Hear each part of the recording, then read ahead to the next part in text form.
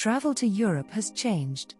In this video, we'll look at what happened on day one of the EU's new entry-exit system rollout, including early delays, face scans, and fingerprints, and what British travellers should expect moving forward. But first, we want to thank you for joining us. Find us on all the other social media channels. And don't forget to subscribe to our channel, and click that bell, to get notified when we release a new video. We also appreciate your likes and comments below, as it helps to support our channel. Oh, and don't forget to check out our website at immigration-and-migration.com. This video is brought to you by IAM. We believe that travel improves and inspires you, and the people around you. We help you travel by providing services which overcome barriers and frameworks that simplify and enrich your experience. We just happen to be immigration lawyers. So reach out to your IAM visa coordinator when you're ready for your adventure, or already on one, and would like some assistance.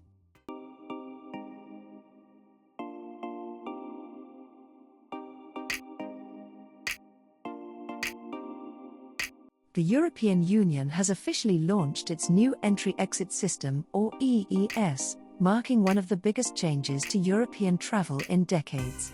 For British travellers, this means new biometric checks, longer processing times, and in some cases, unexpected delays.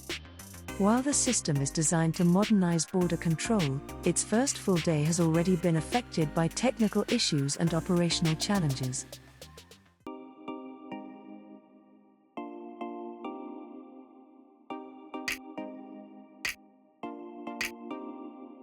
Despite years of preparation, the first full day of the EU's entry-exit system rollout was disrupted by technical glitches, with biometric kiosks failing at key UK-France crossings like Eurostar terminals and ferry ports, forcing authorities to revert to manual passport checks and introduce a temporary limited light phase, resulting in 60 to 90-minute delays.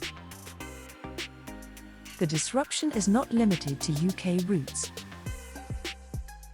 Airports across Europe have already reported long queues at border control, wait times potentially exceeding several hours, infrastructure not fully ready in some countries. Travel industry bodies have warned that peak summer travel could see even longer delays if issues continue.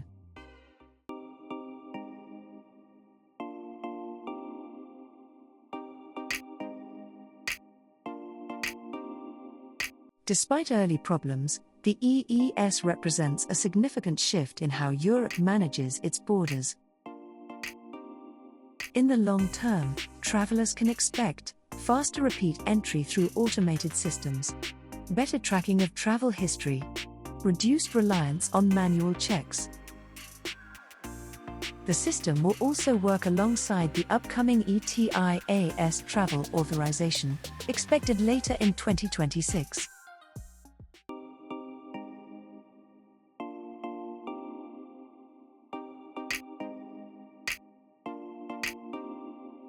If you are planning to travel to Europe, arrive earlier than usual. Be prepared for biometric registration. Follow updates from airlines and border authorities. Expect a less predictable experience in the short term. The EU entry-exit system marks an important step towards smarter, more efficient digital border control, and while the early rollout is still being refined, it signals a more streamlined travel experience ahead. For British travellers, the key takeaway is simple: travel is evolving, and being well prepared ensures a smoother and more confident journey across Europe. Are you planning to travel to Europe this year? What are your thoughts on this update? Talk to us in the comments section below. If you have plans to travel, check out the deals we have found in the description box below. If you need assistance with a visa to Europe, the UK, or the US, including help with securing your travel arrangements, IAM can help. For visa advice, contact your IAM visa coordinator. If you'd like to get more info on travel, visas, immigration, and citizenship, head over to immigration-and-migration.com for more free content. Don't forget to subscribe and hit that bell for more travel and visa updates.